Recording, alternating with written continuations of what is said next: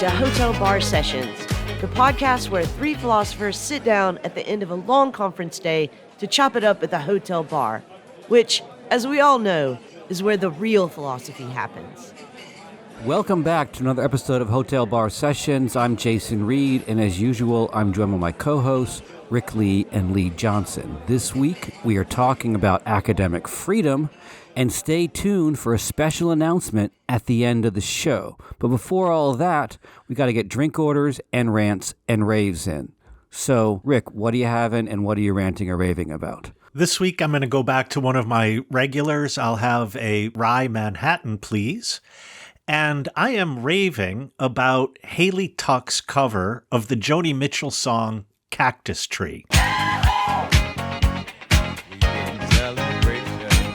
Joni Mitchell's version of Cactus Tree is an amazing song, and I really love it, but Haley Tuck adds a dimension to this that I think is really exciting. I'm a little embarrassed to rave about this, because if you imagine what kind of a contemporary jazz singer a middle-aged white cis man would like, Haley Tuck is that singer. So I'm a little embarrassed, but it really is a fantastic song. It's Cactus Tree by Haley Tuck. So, Lee, what are you having and what are you ranting or raving about? I'm just going to have a vodka martini today. I think I want it wet, but we had this conversation before, and I forget which one has dry. Okay, the one with less vermouth is dry. Okay, so that's the one that I want. Dirty, very, very dirty.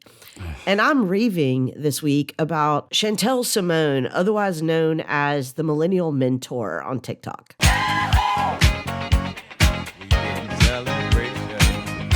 So the Millennial Mentor basically gives office advice for the most part for millennials from a millennial. And she's really great. And I really recommend that people follow her channel. But this week, she gave what I feel like is the most important advice that I have never heard before. And that is how to set your Microsoft Outlook so that when you send an email, no one can reply all to it. Woohoo! Yes, it's a real thing. I'm going to let her explain it to you right now. So you're going to act like you're about to send a new email, right? You're going to go over here to options, under encrypt, click on that, and then click on where it says do not reply to all. Once you click on that, a little message is going to come up and it is going to confirm that recipients of your email will not have the ability to reply all. Please go ahead and try this out the next time you have to send an email to an extensive list of people. And then you and all of your colleagues should come back and thank me later for sparing your inbox. Please, everyone, become evangelists of this tool because we need this. All right, Jason, what about you? What are you drinking and what are you ranting or raving about? I'm going to have a dark and stormy in honor of spending a very dark and stormy night with a dog who couldn't decide if he should protect his people from the wind or be protected from the scary noises the wind made. And I am raving about old punk rockers.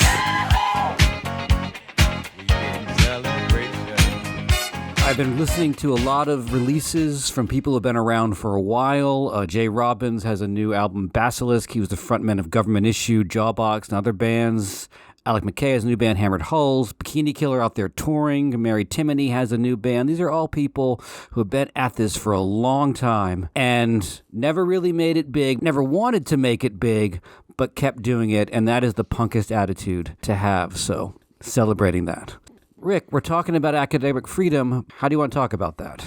Well, I'm excited to hear what this big announcement might be. But before we do that, recently, Nathan Cofnas, who holds a early career fellowship from the Leverhulme Trust, is being threatened with losing his position at Cambridge University because he's a race realist.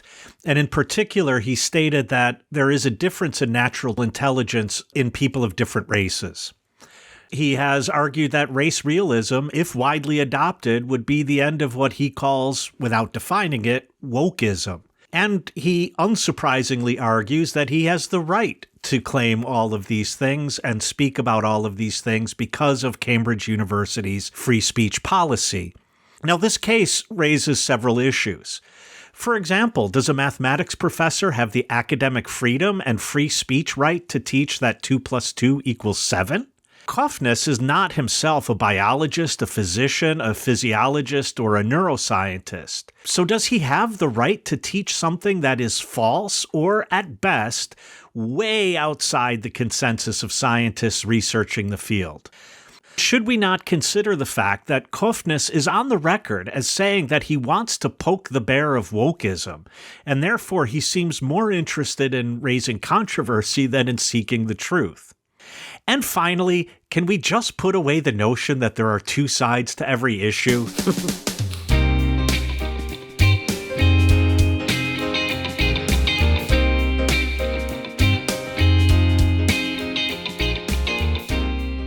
So, Rick, I'm glad that we're actually talking about academic freedom. It's something that I know we've all been wanting to talk about for a long time. But since we're using this Cofnas case as a case study, I think we have to first explain what race realism is. Race realism is a metaphysical position, really, a controversial metaphysical perspective that argues that there are inherent and significant biological differences among human races, and that those lead to variations in intellectual abilities, behaviors, social outcomes, character traits, etc. Advocates of race realism argue that these differences are rooted in genetic factors rather than influenced by environmental or cultural factors. But as you mentioned before, it is very important to note that for the most part, the scientific community widely rejects race realism. And that's due to the lack of robust empirical evidence supporting the existence of distinct and deterministic racial categories for complex human traits. So this is a controversial position, but controversial in a way that is maybe slightly different than other controversial positions that are often pointed to when talking about academic freedom. I mean, on the one hand, this is a very harmful position. Race realists will often use their perspective to argue for the superiority and inferiority of different races. I mean, Cofnas himself said that if Harvard University were a meritocracy, they would have no black professors. Oh, Jesus Christ. Yeah. So there's that. But also, this is a philosopher challenging the consensus of the scientific community that race is not a valid biological concept, nor is it causally linked to things like cognitive, moral, or social capacities. Let me just point out for Dave that when Lee talks about a metaphysical position, what she's talking about is a position about what is real or what the being of the thing in question is. And so the race realist says that race is a real thing out there in the world, like a table or a chair.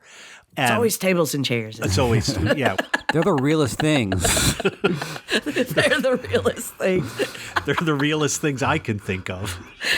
Like, it's always a table and a chair when you're talking about what is metaphysically real, just like it's always a toaster when you're trying to compare AI to something else. Yeah.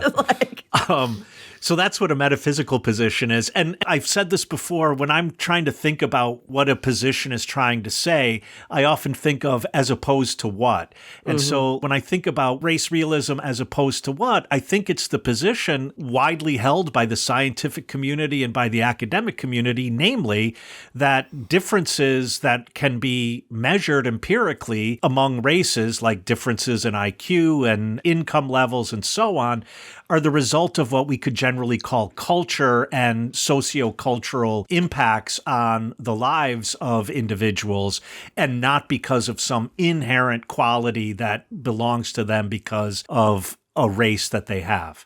Yeah, I mean, just to give it a name, the as opposed to what position would be constructivism, which is to say that race is a socially constructed category. There was a anthropologist, Ashley Montague, who described race as a omelet, right? He said, like, basically what anthropologists did was that they took a lot of different characteristics and they put them together and they made this thing called race.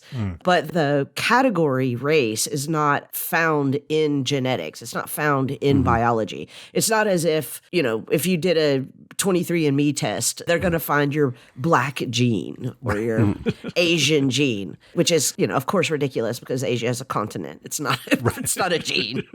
One of the things I want to bring up is that, as you guys are saying, that race is to some extent a antiquated, multiple times disproven notion.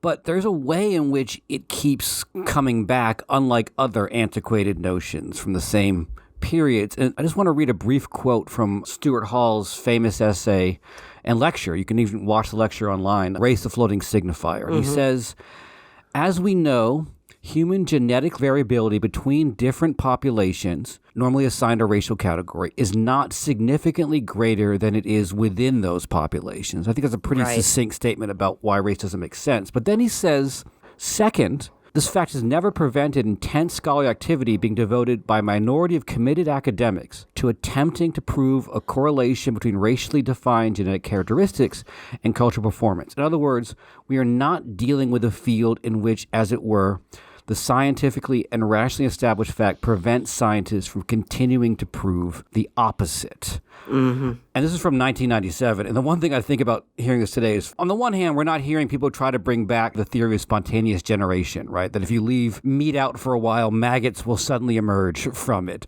So in that sense, Hall is right. But now we see a lot of previously discredited positions trying to eke their way back into the academy, creationism being a big one, and its various forms of intelligent design and so on.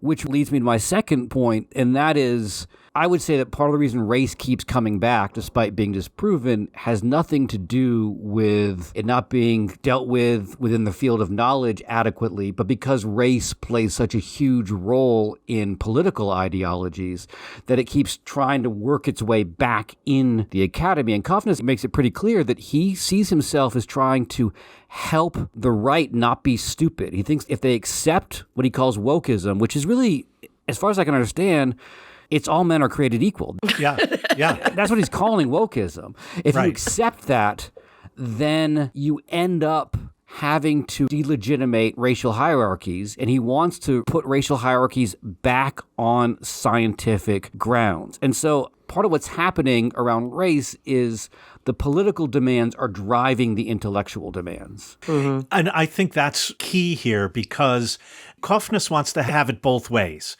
He wants to have it, as you said, that we need to eliminate wokeism in order to get racial hierarchies back in place and to give them some kind of legitimacy. But he also wants to insist on racial hierarchies in order to get rid of wokeism. And by the way, he sometimes calls wokeism equalism. I think it's a way of him avoiding saying egalitarianism, because that sounds like a good thing. And equalism, I don't know, it doesn't. But I think this points to one main fact, namely that when a mathematician is investigating, I don't know, Fermat's last theorem or something like that, there's not a lot of political and cultural and social positions and theory that gets in the way of thinking about whether 2 + 2 is 4 or 7. But here, it seems as if it's impossible to get out from behind those filters that are propelling an interest in this being a science to get to actual empirical facts.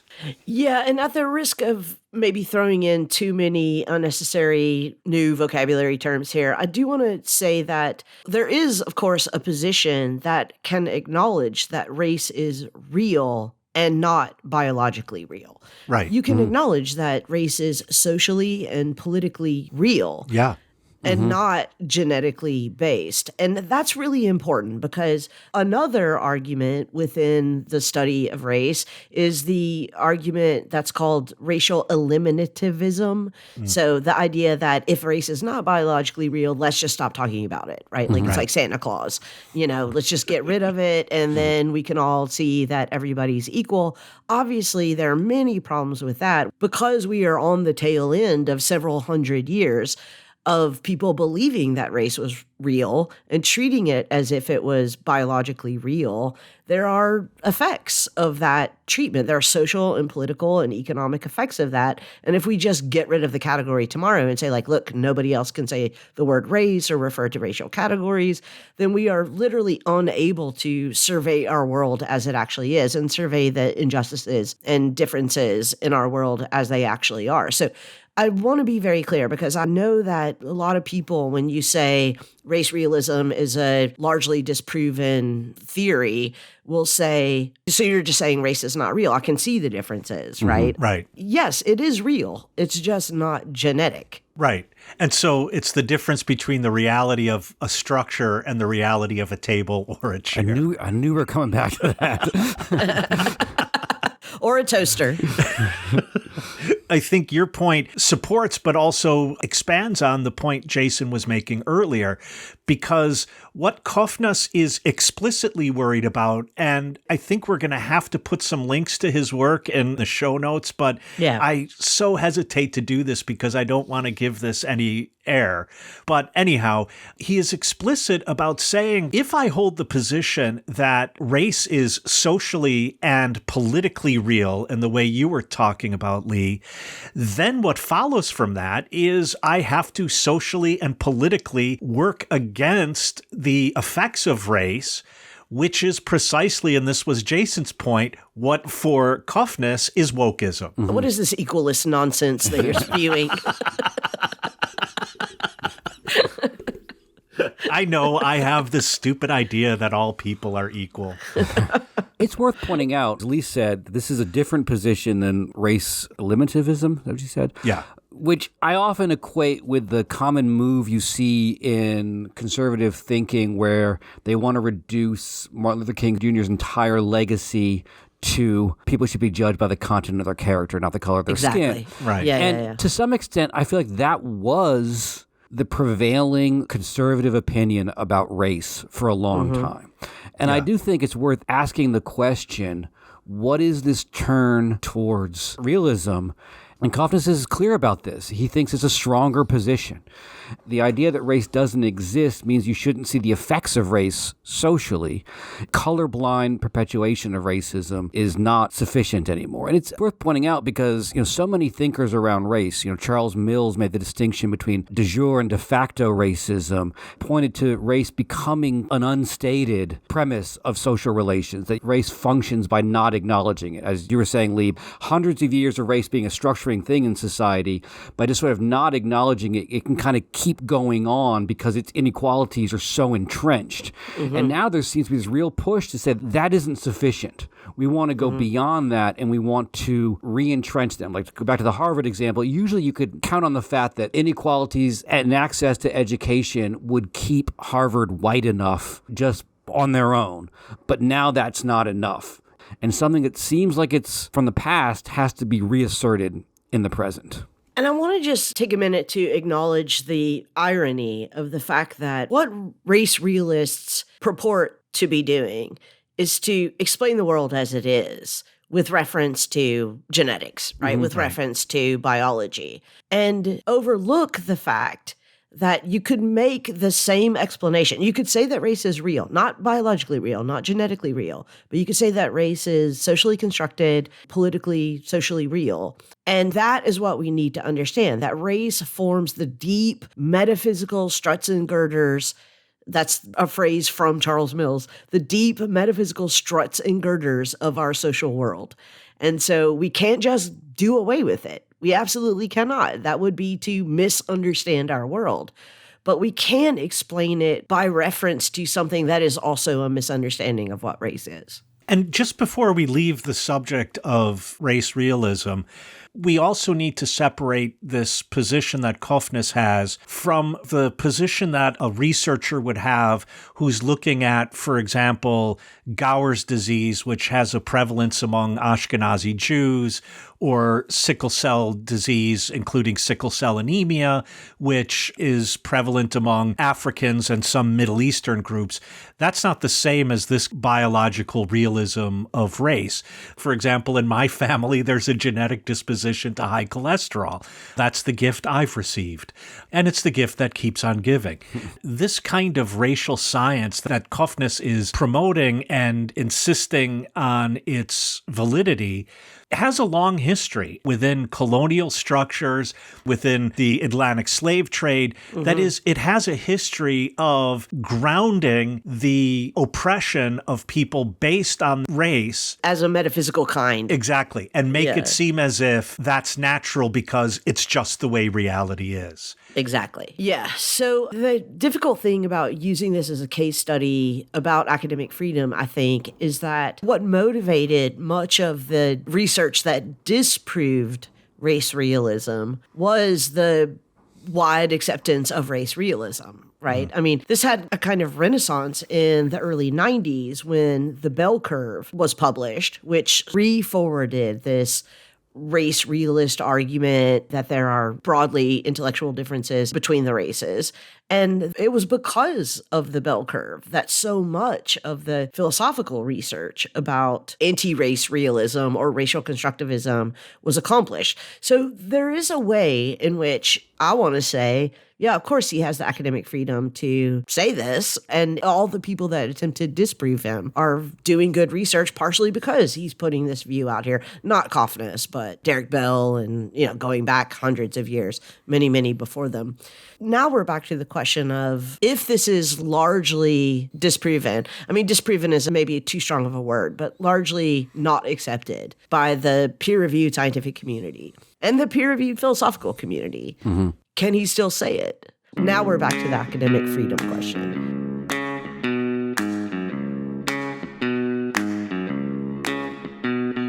Did you know that Hotel Bar Podcast is more than just a podcast? We are a fully online, cross-brand synergy platform of content creation. Actually, that's not true. Those words are meaningless. But you can follow us on the app formerly known as Twitter at Hotel Bar Podcast. There you can find the handles of all the co-hosts as well. You can follow us all or pick your favorite. If by the time you hear this, Elon Musk has burned down the servers to collect the insurance, you can also find us on Facebook or YouTube. Just look for Hotel Bar Sessions. Wherever you find us on social media, you can contact us with ideas, complaints, and questions. You can also email us anytime at hotelbarpodcast@gmail.com or visit our interactive page at hotelbarpodcast.com. No matter how you get in contact with us, we're always glad to hear from you.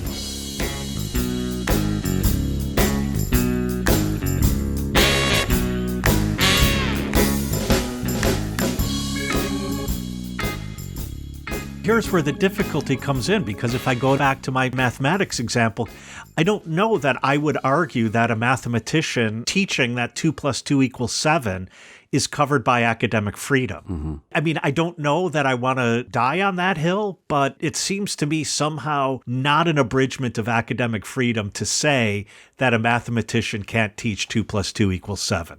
Okay, so here's where I'm going to probably regret saying this. If it's in the pursuit of knowledge, I mean, I'm not a mathematician, so I can't imagine what theory somebody would be working on to want to forward that 2 + 2 = 7. Oh, I can imagine, right? Like, that numbers are entirely made up and they're not real kinds and etc.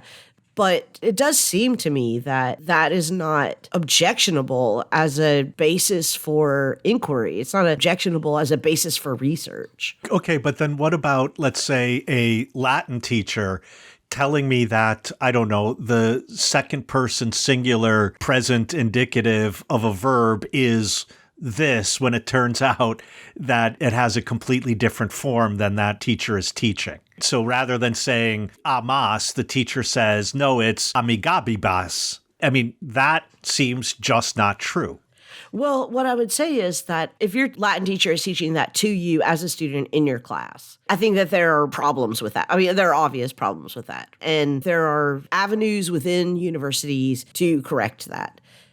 But that's a different thing than saying you want to research and publish a paper claiming that. I think that you wouldn't get that paper published, period. Cofnas is publishing a paper based on stuff that has been published, stuff that really is still out there as live questions. But I think it's also worth pointing out that, as far as I could tell, most of Cofnas's research is either published on his blog or in journals that have been devoted to exactly this kind of crackpot research. Except the actual article that we're talking about, which was published in, a relatively prominent philosophical journal. Philosophical Psychology, that's the journal. I mean, and the editors published an extensive defense of their decision to publish this article. The other thing about the Cofnas example that doesn't quite get captured by the 2 + 2 = 7 is the fact that, as we said at the beginning of the show, he is engaging with questions that belong under the disciplines of, anthropology, neurology, and so on. And there's a certain sense in which you could argue that would be best settled by the scholars in those fields. And as we've sort of mentioned, the scholars in those fields predominantly argue that race doesn't make sense as a biological concept. But the other issue, which I think is worth talking about here, is that a division of labor and specialization way of dealing with academic freedom doesn't really get at the core issue that to have a philosophical discussion about race is to engage with metaphysics, as you guys have said, questions of anthropology, questions of politics, questions of history. Like, it's not a problem that belongs to any one discipline, like all problems that we discuss. And we all find ourselves, in the classroom, I find myself constantly referring to things from history. I admit my reading in the arguments against the concept of race is not as deep as it could be because that's not my specialization. So you accept, the consensus view. And I think that that's how most academics work when they're working interdisciplinarily. Right. Interdisciplinarily. But I do think that part of the issue is that we are constantly crossing the boundaries of our discipline in doing our discipline. Yeah. But I wonder, is there a difference between, I don't know quite how to put this, the way I'm thinking of it, and maybe this will have to be sharpened, isn't there a difference between publishing, for example, my research and editorializing? Mm-hmm. I know that in philosophy in particular, this might not be so easily distinguished, but I think in other fields, it probably is fairly easily distinguished. Like the difference between a number theorist publishing an article on a particular aspect of number theory is one thing, but that same number theorist publishing something on what kinds of research should be done within mathematics is a different piece. It's more of an editorial piece talking about the nature of the discipline and so on, and less about specific research and, pointing to evidence and proofs and so on and so forth. And it seems to me that an awful lot of the work we're talking about in relation to Cofnas, I would say, is much more editorializing than philosophical work. He doesn't have really arguments about a position. He has arguments about this kind of thing should be allowed. Well, actually, devil's advocate. Well, actually, I do think one could argue all academic research is editorial in one way or another. Although I agree with you, I'm not sure that all by itself is dispositive. How are we going to advance knowledge if we don't permit these investigations? But do we want to permit investigations into like the ether or phlogiston or other? Yes, so that they can be disproven, so that we can advance knowledge. But so that's a different. Okay, so do I want a prize-winning Cambridge scholar to be forwarding those arguments? Absolutely not. Right. Right. And I think that his colleagues ought to be wary of him, and I think that he probably, sorry, I don't know you, Cofnas, you probably shouldn't be an award-winning Cambridge philosopher if this is the stuff that you're doing. But on principle, I do believe in academic freedom, and I do think that this is exactly what it's there for. This is exactly why it's a principle in higher education, is because we have to permit unpopular ideas. I'm very carefully choosing that word and not controversial ideas, because I don't want to get on the side of Jordan Peterson, but I think that that's true. No, and I agree with you, and it's worth pointing out that the protection of unpopular positions defends and protects as much the critique of race realism as it does the propounding of race realism as a position. Right. The definition of academic freedom from the American Association of University Professors states as follows: the freedom of a teacher or researcher in higher education to investigate and discuss the issues in his or her academic field and to teach or publish findings without interference from political figures, board of trustees, donors, or other entities. Academic freedom also protects the right of faculty members to speak freely when participating in institutional governance, as well as speak freely as a citizen. Now, what I find significant about that definition in terms of what we're discussing is that all the people it mentions are kind of outsiders, donors, boards of trustees, etc. Partly what we're talking about is, should you be able to work in a field if everyone in that field says this is bunk, right? This makes no sense. Because we're talking about the ability of the fields to create their own standard and consensus. One, critics of the academy and people who use words like wokism would argue that that standard is entirely a political standard. Like, we're all lefties and we're all deciding based on our politics. That's tricky because when it comes to knowledge, especially knowledge about the human world, a knowledge that is not reducible to tables and chairs, we're the only standard we have, right? It's us. Right. Figuring stuff out is all we have to go by. It's always going to remain a little bit uncertain. Is that consensus a product of people saying, we figured this out, we've all come to the agreement, or is that consensus the product of, we're all on this team, and if you're not on our team, we're not interested in you? Right. And I would point out that itself, determining when stuff is political and when stuff is actual knowledge, well, that's a philosophical question that we can only just constantly keep debating over. Right. Yeah, I mean, I do think that it's important not to take the consensus of the expert community as the truth. I mean, that's why we have academic freedom. That's how we make progress in things. I'll just use an example that, is sort of a part of my life right now. There's a tremendous amount of debate in philosophy of technology about whether or not to consider AI as minds or even persons, right? And this is for the most part, consensus of experts that goes back more than 2,000 years that separates physis from techne, right? Natural things from made things, and says, look, technologies are different metaphysical kinds than human beings are. And I think that we have good reason to question that. I think there's very good reason for people to say the consensus of the expert community here might be wrong. Mm-hmm. There is another consensus going back more than 2,000 years, namely that knowledge is only of what is true. That is, I can't say that I know something that is false. If we accept that, then it seems like in the pursuit of knowledge, one relevant feature would have to be whether the thing I'm claiming or pursuing is true or not. I think what each of you are pointing out in different ways, and there are lots of reasons, but that is something that we don't necessarily always have the ability to adjudicate. This is what moves the pragmatist tradition to say something like, well, that truth is worked out not by the individual, but by the community of inquiry. And one of the things I wonder is, in this definition of academic freedom, do we put too much emphasis on the individual and not enough on the community of inquiry? Mm-hmm. Okay, so I'm going to open up a Pandora's box here, but I just want to mention it, and we don't have to go all the way down the road of this. But we do have to acknowledge that the community of inquiry has tremendous structural problems. Exactly. Yes. Right now. It used to be the case that we could have more confidence in, for example, peer-reviewed, published research.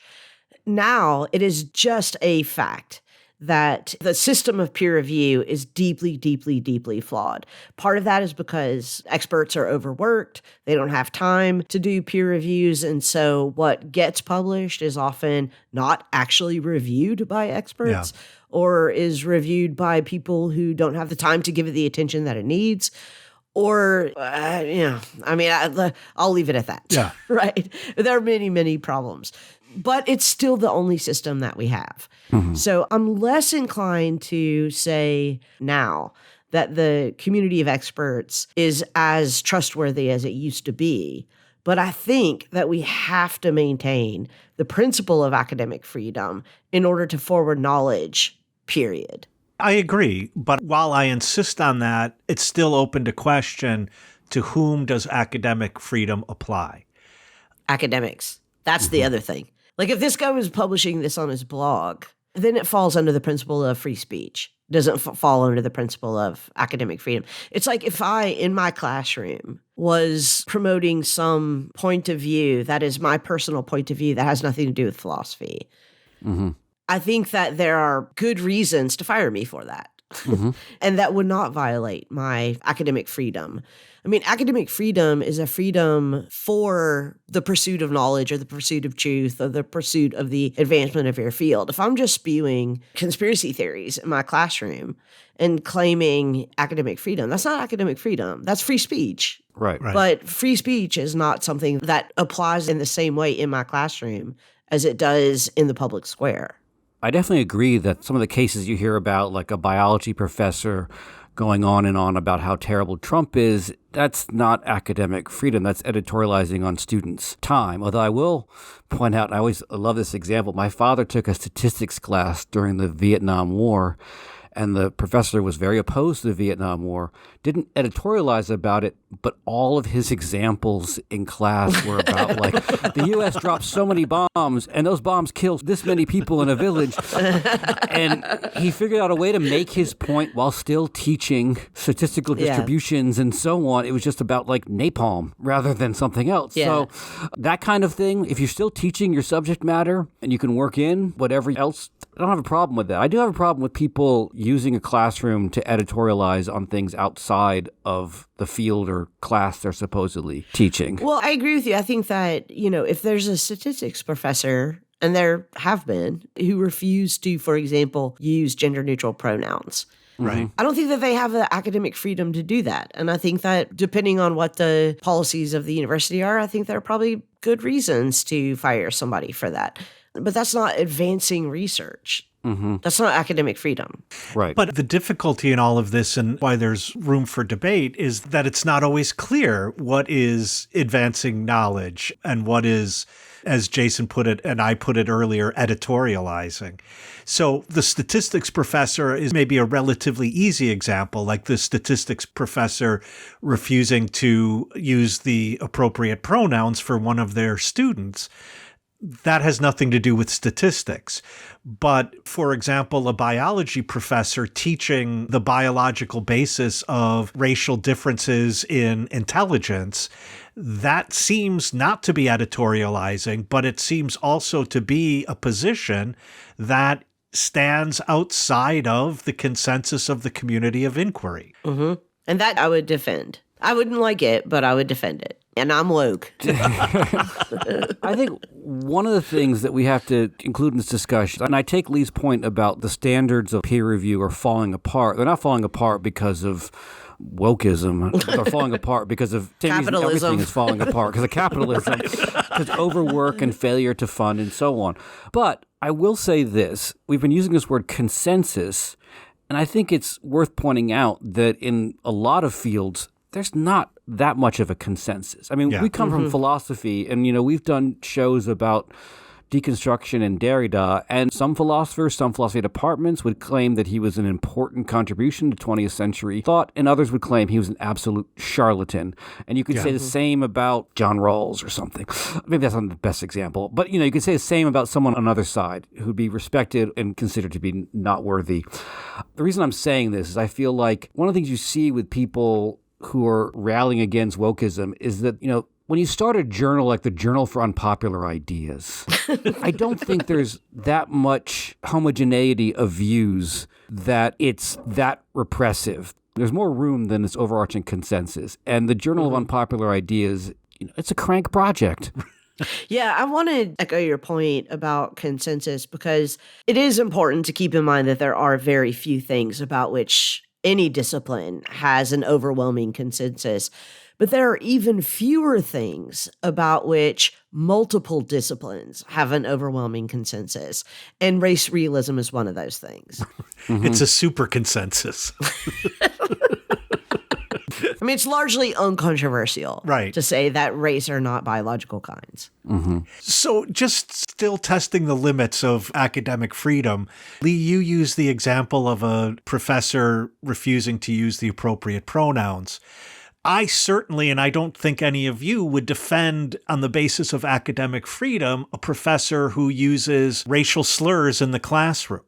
And then the question is, what's the difference between a racial slur and race realism? It seems to me that one could make the argument that they, in fact, are the same kind of performative use of language. And if I'm not allowed to teach using racial slurs, I should not be allowed to teach using race realism. Well, I would defend someone using racial slurs in the classroom if they were reading Huckleberry Finn, for example, not using them to address. You're meaning students or- mention and not use. Mentioned. Yeah, Mentioned. Yeah, exactly. I would definitely defend mentioning and not using. Right. Just want to be clear on that point. And clearly, I think we all would agree that a scholar like, for example, former guest Del McWhorter, who's written a lot on a genealogical history of the concept of race, for her to present race realist texts from the 19th century, we don't object to that because she's doing research to sort of show the opposite of that.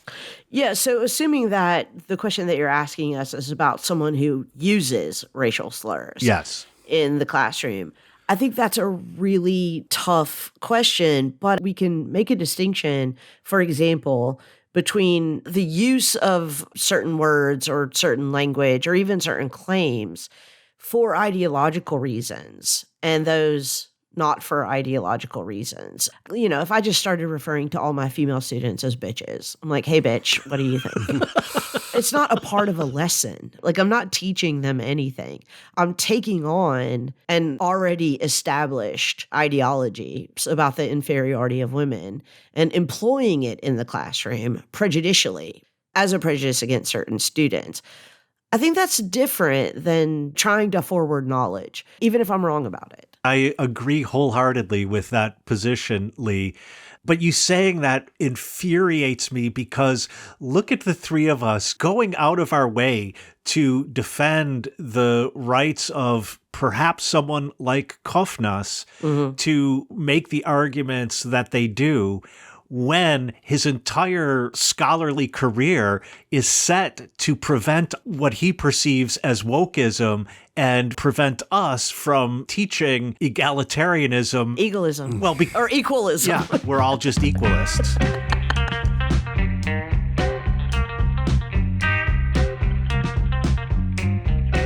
If you were to ask me what this podcast is about, I would say it's about having a drink while having fun talking about serious things. But the drinks we have, and also the server space we use, cost us money. You can help keep this podcast independent and perhaps more importantly, ad-free by signing up at patreon.com/hotelbarsessions. For less than the cost of a mild night of drinking per month, you'll be helping to defray many costs of our podcast, and you're saving us from having to start our own cult or MMA. If you'd prefer to make a one-time donation, or several of them, gosh, make it a daily donation. Just visit our website at hotelbarpodcast.com, and there you'll find links to support us through Venmo, PayPal, or Cash App. As always, we really appreciate your listening, and we really appreciate your helping us to keep pouring wisdom one conversation at a time.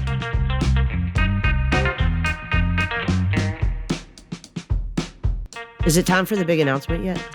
Well, before we get there, I think it would be important to talk about something that came up when Jason read the AAUP's definition of academic freedom that we didn't quite touch on. And I think if we don't touch on it, we might be misunderstood in what we've been saying so far.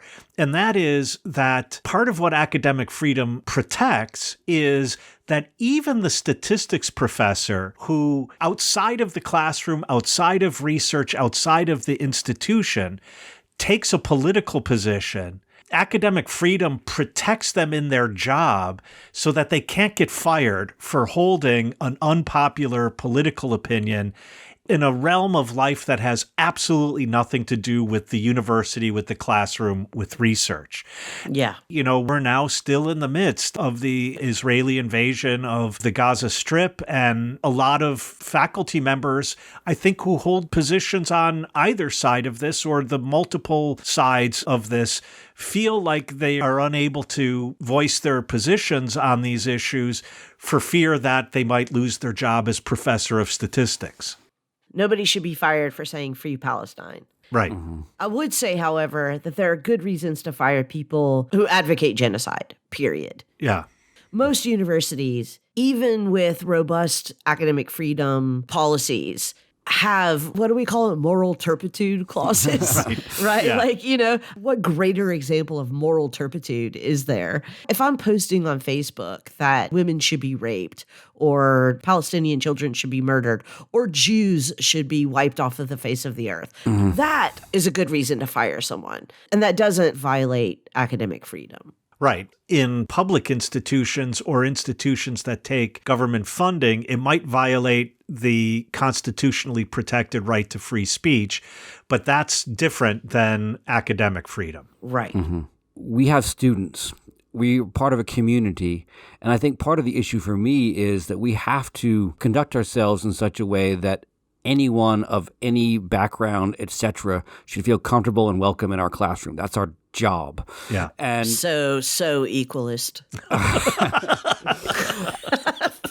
it is, though. Part of the thing that's driving some of the race realism thing is this idea that equality is both a metaphysical notion, if you want to use that language. In other words, when we talk about equality, we're talking about the fact that, as the Stuart Hall line says, the differences amongst any racial group are as great or greater than the differences between supposed racial groups with any quality, intelligence, morality, whatever. Right. So it's in part a fact, but it's also in part a norm. The line from the Declaration of Independence, all men are created equal, is sort of an ideal as much as a reflection of a supposed reality. The acknowledgement of the fact and also the ideal of the norm. Right. Treating people as equals is a good idea. Yeah, if I could just tag on to that, though, it's also important to note the difference between somebody like Cofnas saying everybody's not equal and somebody like the three of us saying everybody's not equal. Yes. Of course, the ideal is that all people are created equal, but all people are not equal. Right. Right? I mean, that is a fact. That fact, I would say, you would say, Rick would say, is not rooted in genetics. It's not rooted in biology. It's not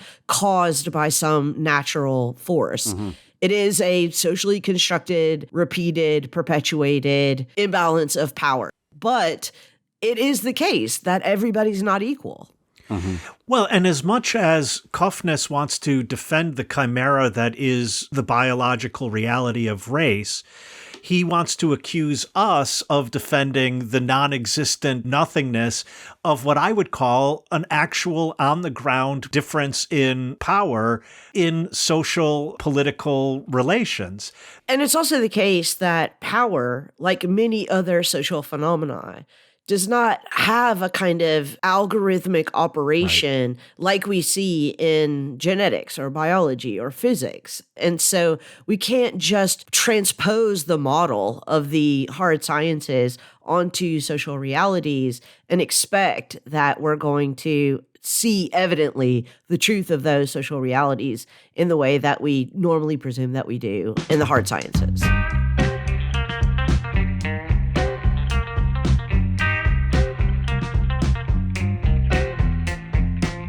Here at the hotel bar, Rick, Jason, and I like to pour philosophy straight into your ears. We're an independent and ad-free podcast, and we'd like to keep it that way. But the only way we can do that is with listener support. You can help us defray some of our production costs by signing up to support us on Patreon at patreon.com/hotelbarsessions. There are several levels of monthly donations there that you can sign up for, and every one of them helps us keep raising our glasses to deep conversations. If you'd prefer to make a one-time donation or several one-time donations, just visit our website at hotelbarpodcast.com, where you can find links to support the podcast through Venmo, PayPal, or Cash App, and you can keep enjoying our tipsy philosophy and sobering insights.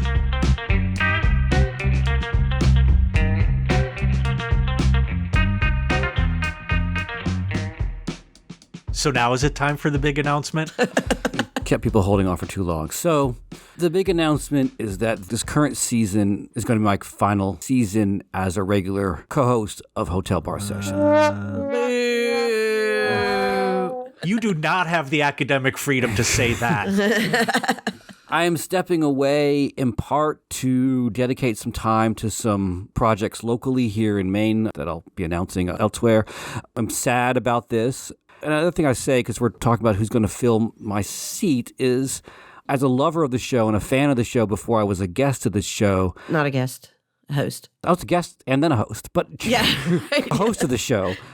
I also hope that my absence could become a place for voices that we don't hear enough of in philosophy. So I'm not going to say my shoes are difficult to fill, but the task of filling my shoes should also be of maybe changing things up a bit, because I think it would make for a stronger and better show. And I very much want this show to continue on and go back to being longtime listener, as they say. Jason, I think Lee would agree. We're really going to miss you, and it's been a lot of fun getting together with you every week and talking about these issues.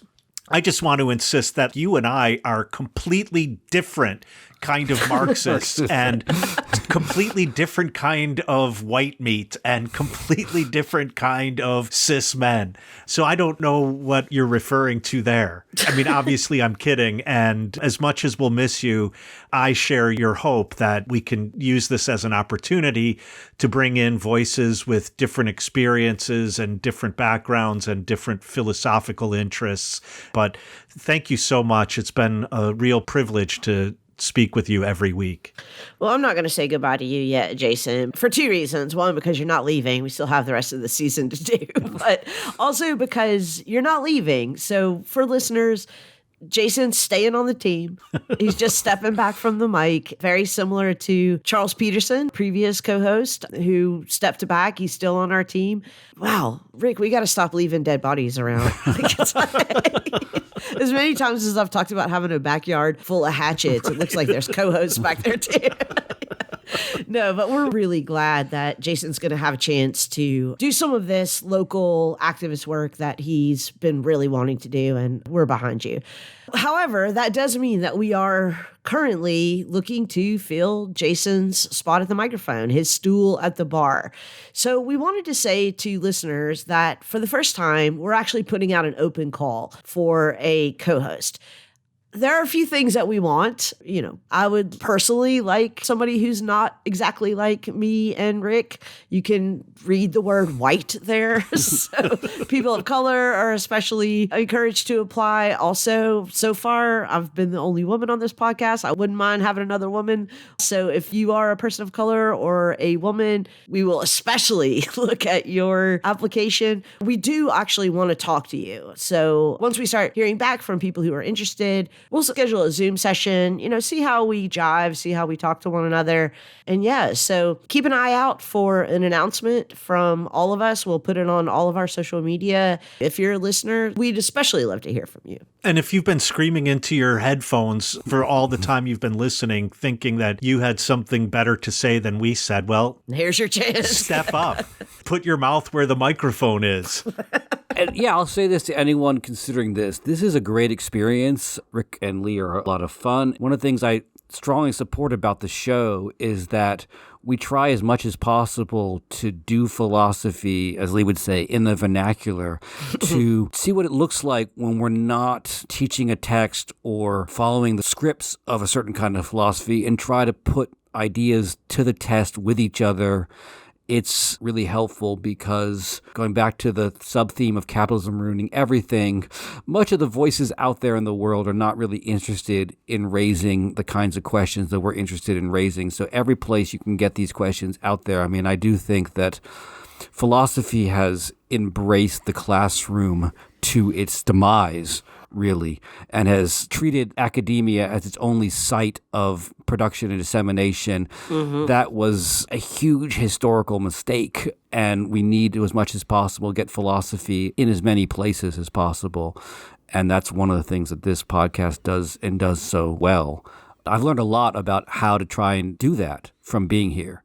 If you think of yourself as trying to be out in the world as a philosopher, this is a great place to do that. It's both supportive and engaging. Yeah, calling all public philosophers. Here's your chance. We've already got an audience. We've already got a podcast. So see if we jive together. And yeah, we're looking forward to hearing from all of you guys. But with that said, our bartender is giving us last call. Note to future possible co-hosts, we can't just keep drinking and talking forever. We do get a last call every time. And so we've got to get out of here. I'll catch you guys next time. All right, later. All right.